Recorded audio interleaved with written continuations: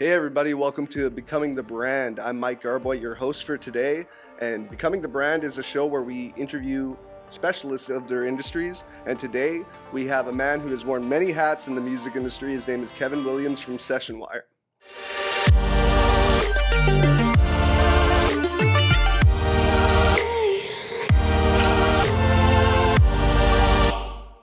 How's it going? Good. It's going real good, Mike. So you've been a member here for a long time, Kevin, but I've wanted to have you come in for a podcast for a long time. Now I feel is the best time to do it now that we're launching this podcast. Mm-hmm. And tell me a little bit about yourself, your history in the music industry. Wow, how much time we got? It's a half an hour. Well, I guess I'll just back up kind of quickly, go through early parts of my career, I guess, where it started. Like a lot of people that are friends and my associates, started playing in bands, when I was coming out of high school kind of thing. Played in bands for quite a while, did a fair bit of touring at that time. From one thing led to another, I guess, with the idea that playing in bands, you're in studios. And when you're in studios, you start, at least for me anyway, you start to get more interested in the studio part rather than playing in the band part. Yeah. So out of that evolution, the more I was in the studio, the more I wanted to understand the studio technology, the engineering piece, and that kind of evolves into production and so on. And so that kind of evolved through the 80s, I guess, after playing in bands for quite a while. I'm a keyboard player, so I continue to play keys. Right. Any records or projects I'm working on, and sometimes for other people, I'll play keys. And through the 80s, at that time, I also managed nightclubs. I used to manage a nightclub downtown Vancouver called Club Soda in the day, and did a lot of production work and helped out with a lot of live sound. Did monitors in front of house for bands for a while, through that period as well. So a lot of different experiences. Yeah. By the time the 80s kind of concluded, I started realizing that I'd like to teach and be part of that process. That evolved into me putting together and building curriculum for music production and audio engineering training. And so through the 90s, a lot of that happened. I continued to produce records and work on music in other ways, but I also started to build curriculum to be able to teach that. So by the end of the 90s, I went through the accreditation process with the provincial government, and with all the curriculum that I'd built, started to have an accredited college that ran out of my studio for about 9 years, and was invited by Garth Richardson and Bob Ezrin to put together a school based on my curriculum and my accreditation and relationships I'd built with the provincial government, and that evolved into Nimbus. Nimbus became a very successful elite music production school here in Vancouver.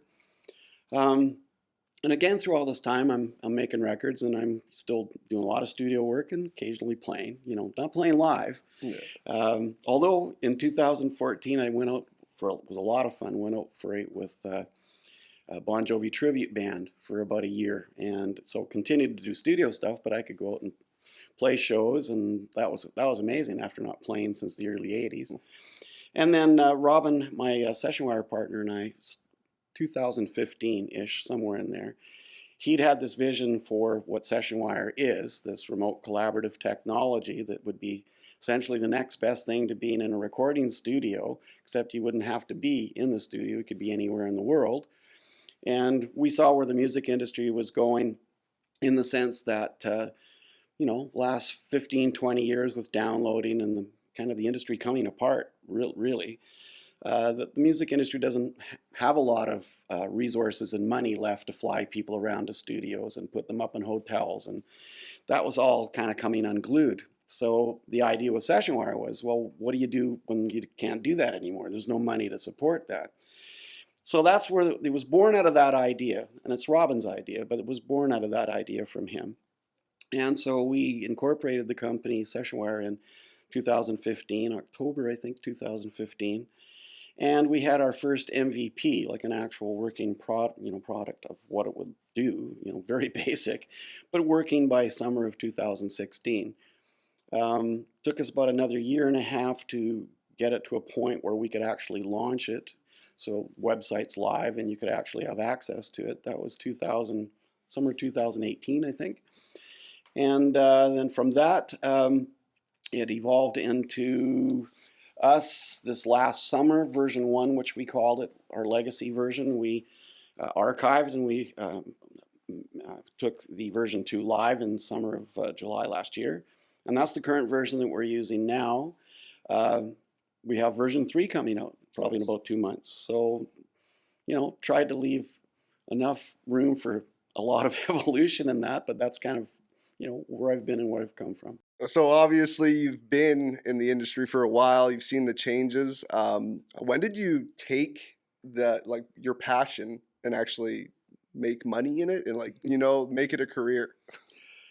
I don't know if I ever consciously thought of it that way. I would now, knowing what I know now, but actually making a decision to turn it into a career was much more of an evolution, I think, the way it played out for me. I think by the time Robin and I started Sessionwire, it certainly had enough life experience under my belt to make a choice to start another business. Starting the business, the Nimbus business, with Garth and Bob and I, that was a different approach. We didn't raise money. We put our studio gear together and built the business on our credit cards for the most part. But actually kind of deciding, deliberately, like, yeah, I'm going to make a career to this. Don't think that ever hit me that way. I think it was an evolution for me and a pathway that I just kept following. Yeah. And it's changed so much from like the vinyl days to tapes to CDs to MP3s, and you've had to adapt. Obviously, everybody in that industry's had to adapt to stay alive. It seems like I have family in the industry. I saw how it affected as soon as Napster became a thing. Mm-hmm. How much it just changed the whole industry of what you actually dedicate the time into, and back touring almost became bigger than it ever was, because that's the only way you're selling your music, kind of. Yeah. It's a weird thing because, at least in my opinion, the way I kind of view it is that the old music industry, I'll just call it the one that's been crashing and burning for the last 15 or 20, that part of the music industry was an amalgam of things that just sort of happened and fell into place. It was never any kind of a deliberate series of events.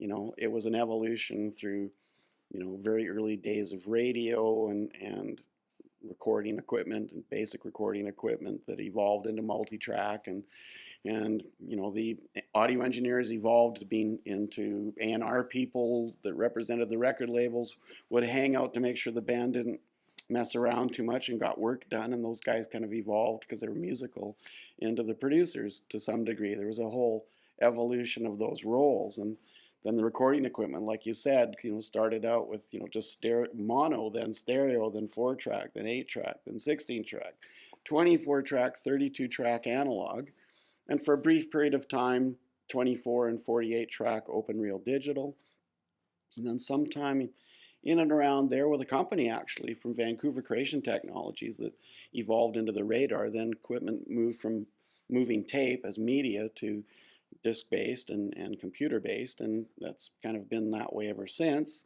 So all the workstations like Pro Tools and Logic and MIDI sequencing software, that all kind of started in late 80s, somewhere in the early 90s, and everybody kind of got used to that. And like you said, things kept changing with the technology, not only with the technology, but with how the business itself kind of has evolved.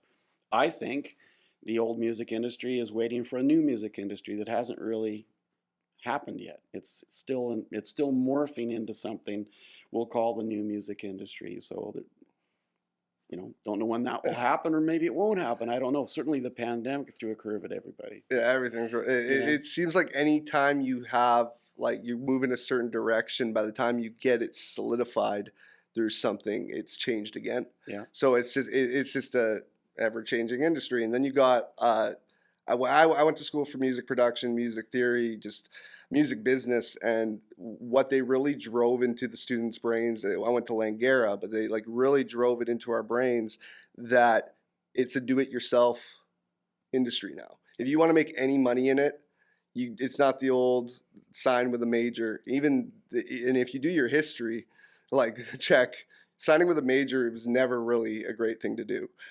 And it didn't You- happen as often as everybody thought it did. Yeah. Yeah, I mean, there's a lot of, yeah, yeah, you're right. It's like the contracts that you're hearing, like multi-million-dollar recording artists that a majority of their money is going to their label, and that was the dream. And then I think in a way it's almost become a blessing because the record labels weren't able to give their artists money that they used to because there wasn't as much coming in. Yeah.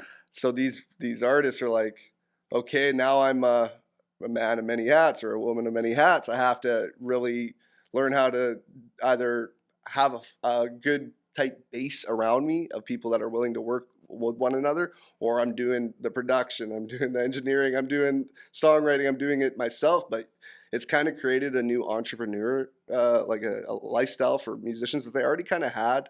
They already kind of were doing their own thing, but now it's a business. It's like you look at yourself more as like business. You're taking care of your merchandise. You're taking care of everything as a successful artist. Yeah. So I think it's just driven more out of the musician, but at the same time, it's gone so electronic that being a technical musician is becoming not as needed. You can create music and literally do it all through samples, and you still can say you're a music producer, right? So yeah, it's you're right, for all of that. The one thing that seems to be consistent throughout all this, I think, is the content itself, is the music itself. That part doesn't really change. I mean, you'll have different genres and different influences of music, but at the end of the day, all the rest of it is business and equipment and technology, but the music should be at the center of it. Always has been, and it should continue to be that way. Yeah. As far as the other portions of the industry morphing the way you've said, that's true. I think it's always been an entrepreneurial lifestyle. For me, my whole life, I've never really thought of it because the word entrepreneur was never really explained to me. Like, what is an entrepreneur, right? I think people think entrepreneur when they think you start a business, and it's all very official, like. When in fact, being an entrepreneur is just somebody, as you said, is a do-it-yourself person who figures out how to make income streams out of those things.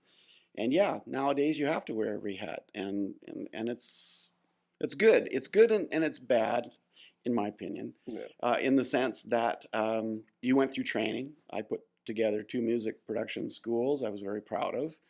And at one point, when we started Nimbus, it was still possible to maybe work in a studio as an apprentice or as an intern or as somebody who was starting out. Very little of that is happening now.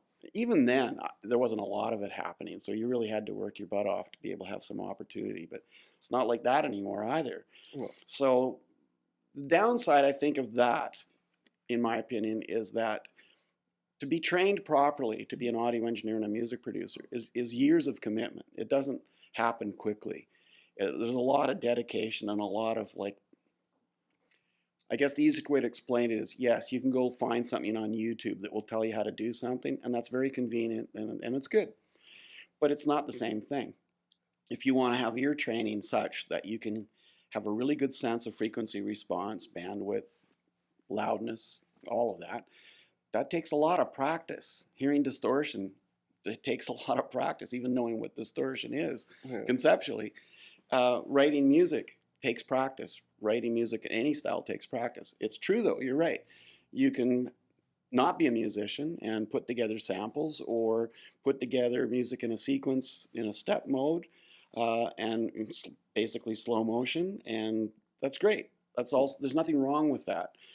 But at the end of the day, it still has to be something that's music. Not just something that you created that you hopefully somebody will buy.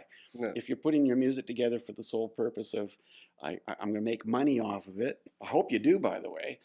But if that's the reason, the purpose driving you to be able to do it, that's completely the wrong reason to do it. It's funny, years ago when I was trying to explain to new bands and new musicians when they're first starting out how to position themselves in the right headspace. And the way that I think I've been successful at explaining it, it's kind of a range of things. And you have to be honest with yourself where you fit within that range. Okay, so like say one end of the range is complete euphoria. I write music for me, for my friends, for anybody who will listen to it. I don't care if I ever make any money on it. It's strictly for the sole purpose of my enlightenment, my pleasure, and that I hope that I can play it for other people and they will love it too. That's on one scale. The other one's the complete polar opposite, of course. I don't care about any of that. It's all very formulaic, and this is money I will make, and by doing it with a certain formula, or however the structure of it is. And of course, there's everything in between. And I'm not being judgmental that one is better than the other. I'm just saying they exist. Yeah. So if you say, and I've, mentored people with this process, you need to be honest with yourself where you fit within that scale. Yeah. It doesn't matter if you're here or here or anywhere in between. It doesn't matter.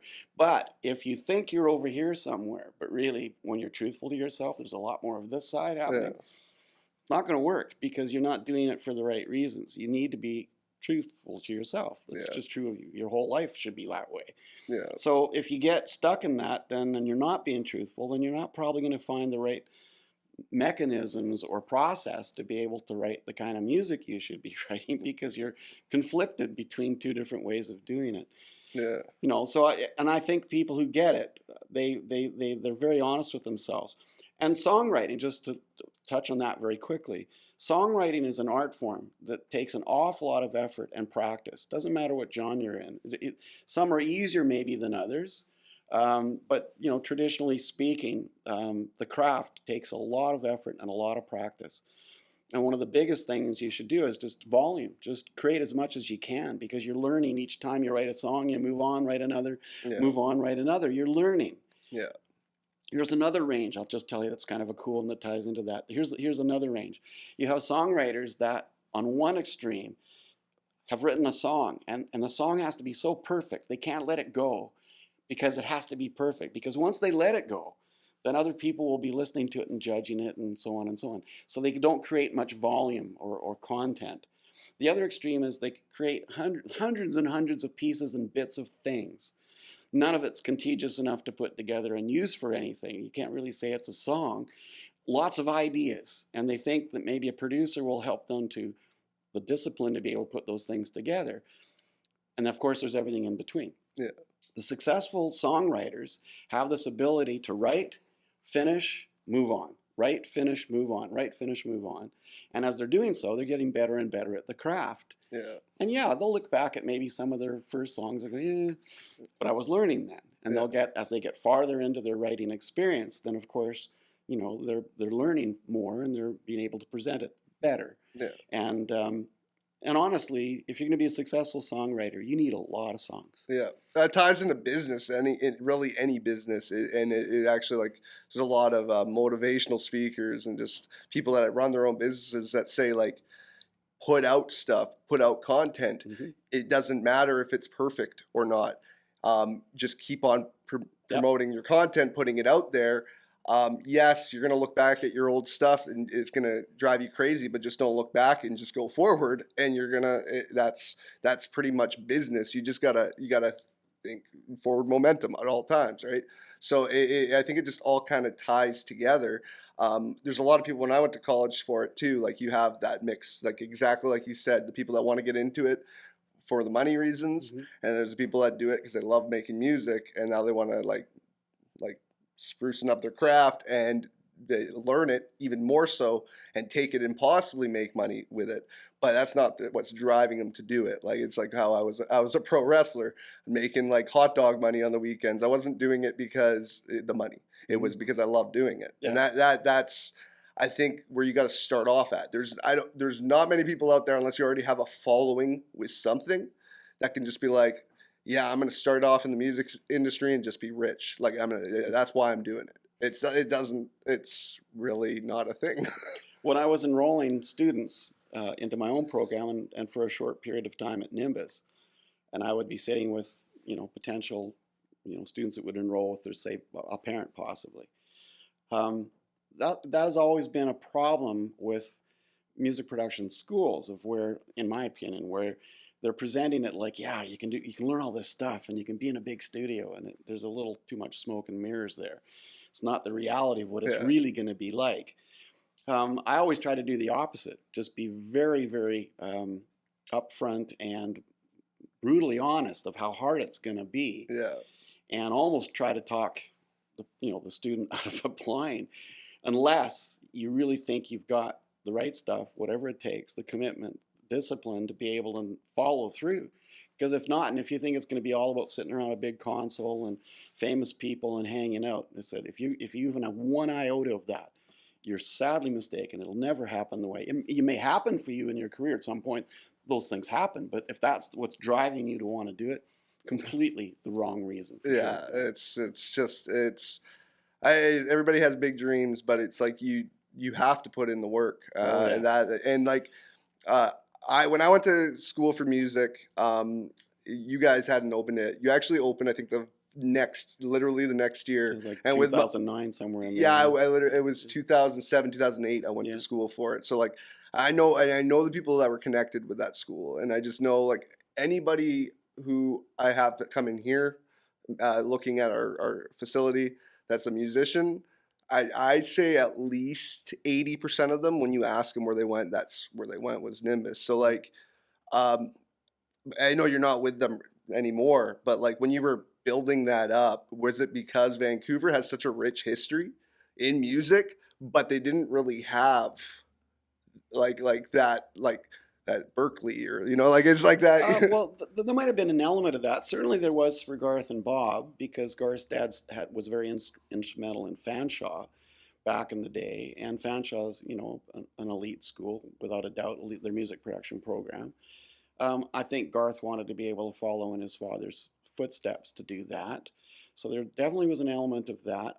Not so much for me, I don't think. Garth and Bob didn't have any infrastructure or curriculum or anything. They, obviously huge names in the industry for the records and the people they've worked with, and that certainly would help the school to start, but not the infrastructure and the rest of it. That's kind of what I had contributed there, and the relationships I'd built with the provincial government and the accreditation process and all of that. For me, it's always more of that part's always really been because in the early 90s, it was actually my sister-in-law said, well, why don't you just go put a school together? Like, because honestly, at that time, it was really evident that the schools locally and internationally were not very good. Yeah. Like, in fact, most of the music industry looked down and frowned on them, like just a money grab kind of thing, and not very valuable. And a lot of that was driven because some of the schools aren't that good. That's true. And a lot of it was because we were trained in an age where you learned by doing. You were mentored by the previous generation. I've always kind of thought of it as like this specialized knowledge. That's how I sort of view it. There was these guys older than us that had specialized knowledge, and it took them 20 years to be able to develop their craft, and they're handing it off to us. And in that process, you learned very thoroughly, but it was a process that took a long time. Like if you wanted to sit down and learn how to EQ something, it was, for most people, they'll say it was like, yeah, the studio's, nobody's in there later at night or early in the morning or something, it's empty, and I can just go in there and twist EQ and listen to it, and my brain's going, oh yeah, I hear that, and that's what it sounds like. Yeah. And it takes a long time to be able to train yourself to hear things properly. So there's that. Ear training is a huge part of it. But all of those things, when we were doing it, we already had been through that generation passing that information on to us. Garth's dad, Jack, he passed it on to Garth and to Bob, for instance. And everybody I know has had somebody that they learned from prior. So we had hoped when we put the school together to make the school like that, not like this classroom setting. It's like being there, learn by doing, being in studios and control rooms, no classrooms. And small groups. Yeah. And that was all what I was doing before Nimbus, like for 8 years when I was doing my program accredited prior to that.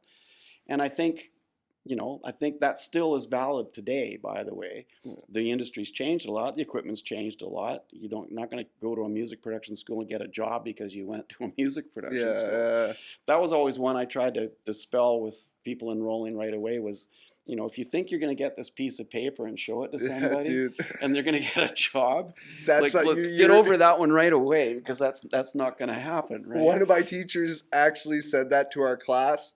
and we had like a good quarter drop off. Like it was the third semester. Now they're like, why are we paying for the fourth? And they quit. And it was and it's the truth though. And my uncle actually told me this when a friend handed me a demo that he wanted me to hand off, and it was great. But he's a teenager when we were teens, living in his basement, who just spent all of his McDonald's salary on a demo tape that's still not even that good because it's still at a studio that overcharged him. When in reality, if you can make a banger in your basement as a kid, as a teenager, and they know that as you're showing it to a record exec or something, and they're like, "You did this in your basement." That sounds a lot better than I paid all this money for this half-ass sounding stuff. And it's just it's the same with like it's not a traditional industry. You have to tell like students need to know that it's not like you're going to school, become a doctor, you get the certificate at the end of it, you go apply at all these different hospitals. It is literally like it's a do-it-yourself thing. Doesn't matter. You can't. You get that piece of paper. You got to. It could be a C minus grade. You could be a crappy musician that just did your work. That doesn't mean anything. If you're a 12-year-old prodigy in your basement, a record label sees that, or whoever, a businessman who wants to invest in you. It doesn't. They don't give a crap about you. You could have dropped out of elementary school. Yeah, it's true. And some of the schools actually even showing it or hanging it on the wall was detrimental to your career. And in a decent school, you could still say, and this is how I always hope students would kind of use the information. Don't think the piece of paper is going to open doors and get you a job. It's just proving that you've gone through a process of learning, and that learning you've embraced, and you're back to your do-it-yourself thing again, and the entrepreneurial thing. It's always really been that way, and it's going to be up to you what you do with the information that you've learned. You can have students that I've had some students that have gone on to really great careers. And I know when I looked back at them, it was their personality and their drive.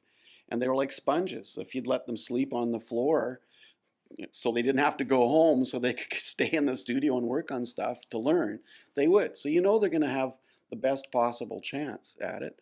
I also know some people that I think had the same opportunity, the same drive, and it didn't work out for them. But they gave it a really good try. Yeah. I've also know so many of my musician friends that, especially because of the pandemic right now, can't continue to make a living out of being a musician. Yeah.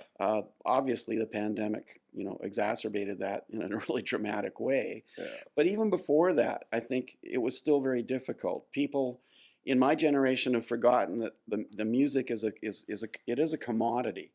But when you used to buy a cassette or a record or whatever, you're not really buying the music, you're buying the delivery mechanism that it's on. Yeah. And as soon as those went away, it's like you're not going to buy a thumb drive with music on it. Yeah. On that subject, I find really interesting how people can be quite polarized on the subject of what things have evolved into. For instance, because everything is on a file essentially, it's not the same as metaphorically having a record. When you have a record, you can touch it, you can smell it, you can read the liner credits that are inside. And there's a lot of value to that that's gone missing. I'm not saying there's a solution to it, by the way, and I'm not trying to I'm too old that I don't get it, because that's not it at all. It's true. The people that would look at the liner notes, that meant a lot to them. They wanted to know who produced, who played on it, who did what on it. And when you only have a file of your music, and that doesn't have any inclusion of any of that extra value, and experience is a good way to think of it, the experience, then that's part of the reason why it's kind of boring. Yeah. Like your music might be great, but obviously it's supplemented with music videos and other content and other things. I get that, but it's not the same thing. No. So I think we're still in a flux with that, with the evolution of delivering music too. I'm not sure what it is. There's a lot of people who have ideas on what that might look like, but right now I just think it's kind of boring. Yeah. So then you see people going back to buy records and so on. Kind of interesting phenomena, because part of it is just because it's cool, it's a record. But most of the people will actually tell you, and it's true, there's science to back it up, the records sound better. Yeah. The records sound better, and there's just the experience of putting it on a turntable and all of that. It's funny how technology goes. In my career, in my life, I've noticed that technology. I love technology, by the way. I love it and I hate it. Yeah. Because there's always something to do with the technology that's really good, and there's always something that's not so good. typically new technology makes something cheaper, makes it easier and more affordable, and well, affordable is cheaper, but easier. It's more convenient, all those things. Basically, what it does is it buys into human nature's laziness, Yeah. right? Yeah. So when you do that, and we won't get into it, we haven't got time today, but you talk about, why did tube devices go by the wayside and all these things, even though they sound great. Yeah. And all this is kind of coming back to some degree because it's cool, but also because people can hear the difference. Yeah. They can go, yeah, I can hear that. That sounds better to me. Yeah.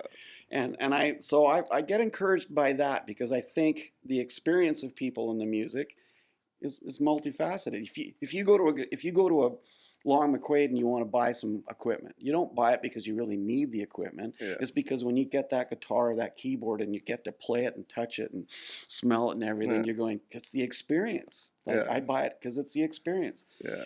When you're just listening to a file with nothing attached to it, there's not much of an experience except for the music itself, Yeah. which I'm not saying is a bad thing. But yeah, it's weird how things have evolved for Yeah. sure. Well, musicians are storytellers essentially, in my Yeah. opinion. So like Yeah. the whole Spotify generation and downloading a track at a time and your playlist being on shuffle. I've heard so many artists saying that's their biggest gripe with the music industry, and like I forget one musician I think actually made it so you can't skip their album. Like you literally, if you listen to the album, you have to listen to it in order, and it's just that's what's kind of like made its way out, and that's where I think musicians are going to get very fed up. And I'd love to talk to you literally all day about music, man. I could talk to you like I could do this a 3-hour podcast today. I got to tell you a real quick one here because you just reminded me. I just finished a 10-song record that is meant to be played all in one listening. The artist got stranded here from Mexico when the pandemic started, and this was his vision. Very old school kind of way to do this.